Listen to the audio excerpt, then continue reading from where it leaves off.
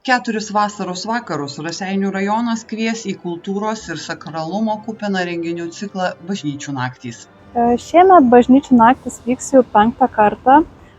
Šis renginių ciklas organizuojamas kartu su kitomis savivaldybėmis, tokiamis kaip Kelmės, Šiaulių rajono savivaldybėmis bei Šiaulių miesto savivaldybėmis, kadangi šios savivaldybės yra pasirašiusios bendradarbiavimo sutartį, kuria įsipareigota populiarinti religinį turizmą Lietuvoje.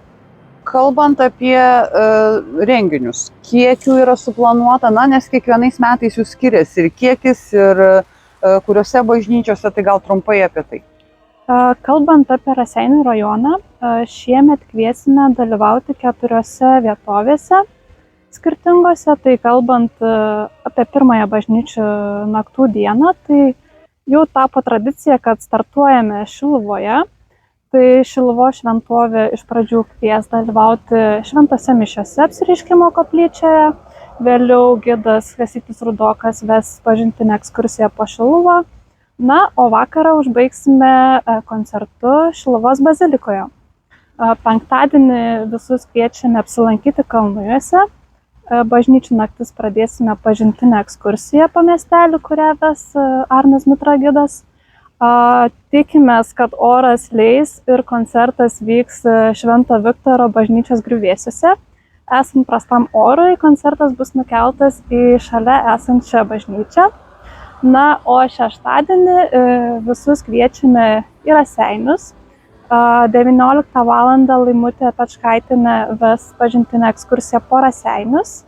O po ekskursijos visų lauksime cerkvėje, kur vyks spektaklis koncertas.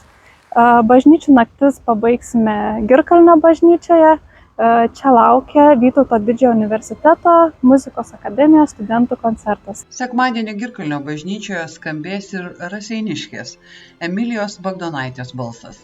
Jau 5 metus vykstančios Bažnyčių naktys turi savo ištikimą klausytoją. Pastebėjome tai, kad ne vien raseiniškiai dalyvauja šituose renginiuose ir tikrai teko kalbėti su dalyviais, kad dėl tam tikrų gidų ar dėl tam tikrų koncertų jie atvyksta ir iš Jurbarko, ir iš Kauno, ir iš Šiaulių. Tai tikrai šis renginių ciklas yra vertas dėmesio. Visi renginiai yra nemokami, registracija į ekskursijas nėra vykdoma.